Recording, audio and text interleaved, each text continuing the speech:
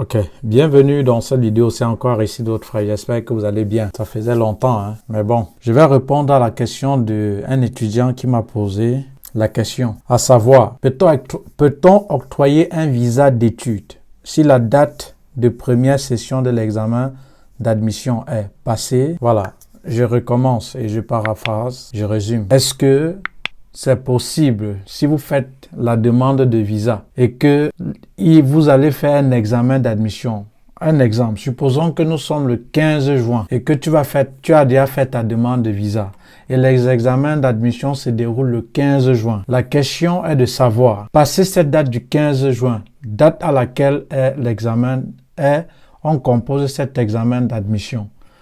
Est-ce que si l'ambassade ne m'a pas encore répondu, c'est possible que j'ai un résultat positif?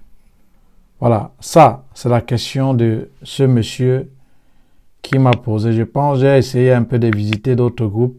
Il a posé donc la même question. Voilà. Donc, si tu as donc fait la demande de visa pour un examen d'admission et que tu n'as pas encore obtenu la réponse et que la date de cet examen est déjà passée, quel sera donc le résultat suite à cette demande-là? Est-ce que ça sera positif ou négatif? Retenez une chose, chers amis, lorsque vous faites la demande de visa, ce n'est jamais au préalable sûr que vous allez obtenir ce visa. Bien que je dis le secret de faire ce qu'on vous demande de faire, comme on vous demande de faire à temps. Ça, c'est ce qu'il faut déjà savoir.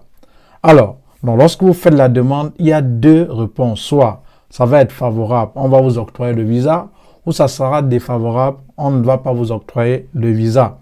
Donc, tout dépend de l'Office des étrangers en fonction des documents que vous l'aviez soumis. Maintenant, j'avais déjà aussi fait une vidéo concernant les examens d'admission. Les examens d'admission, ça se compose à une période donnée. Et c'est chaque établissement en fonction de ces périodes qui organise ces examens d'admission. Et maintenant, sachez que lorsqu'on vous octroie le visa, le fait que vous allez rester et avoir votre carte de séjour, une fois que vous avez obtenu ce visa, ça sera conditionné par la réussite à cet examen-là. J'avais déjà fait une vidéo pour. Ceci étant maintenant. Et on va revenir au vif du sujet. À partir du moment où tu fais la demande de visa,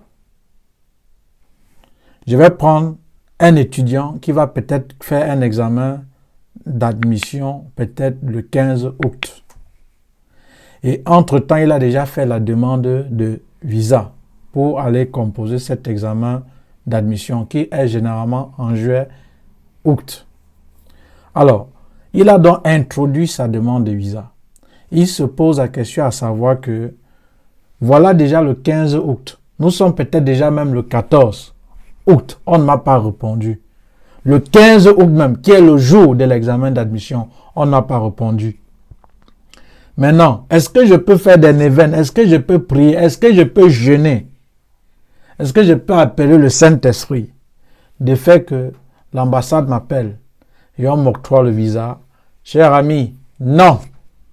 Voilà. Ici, vous saviez, je ne vous dis pas ce qui est agréable à vos oreilles parce que plusieurs personnes vous ont déjà dit ce qui est agréable à vos oreilles, ça n'a pas eu, vous n'avez pas eu de résultats. Et si aujourd'hui j'ai ces résultats, c'est parce que j'ai fait avec vous ce que d'autres n'ont pas fait.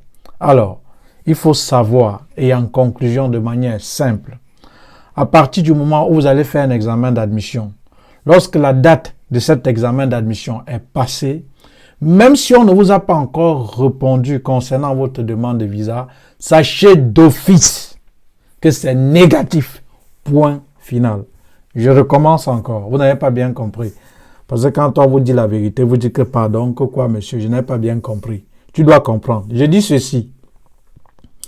Lorsque vous allez faire la demande de visa pour aller composer, faire un examen d'admission en Belgique, si on prend par exemple une école, je vais prendre par exemple UMONS, même si UMONS, supposons qu'ils vont faire un examen d'admission peut-être le 15 août ou le 15 juillet.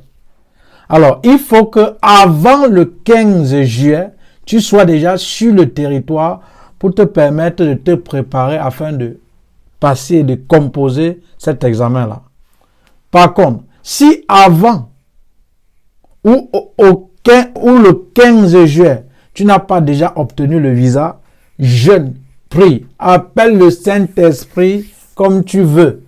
Fais même les neuvaines. Il faut savoir que même si l'ambassade te répond après, ça sera négatif. Parce que le motif, ça sera dépôt tardif. Parce que la date du jour de l'examen est déjà passée. Rendez-vous l'année qui doit suivre. Maintenant, il y a certains établissements où ils organisent 2 périodes. Voilà. Tu as obtenu donc l'admission pour quel examen? Si par exemple, il y a un le 15 juin, l'autre c'est en juillet. Non, l'autre, par exemple, il y a un examen qui est le 15 juin et il y a un autre qui est peut-être le 15 août. Alors, si on t'a octroyé pour le 15 juin, le 15 juin passe, c'est fini.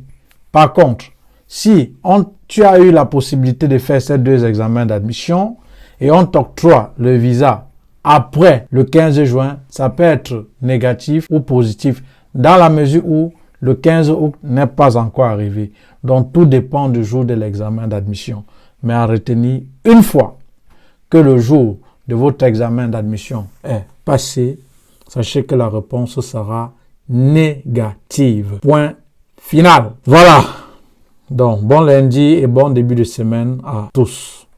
C'était comme ça, Aristide, votre frère. Rendez-vous après la souscription au programme qui coûte 150 € sans accompagnement et 300 € avec accompagnement. Merci.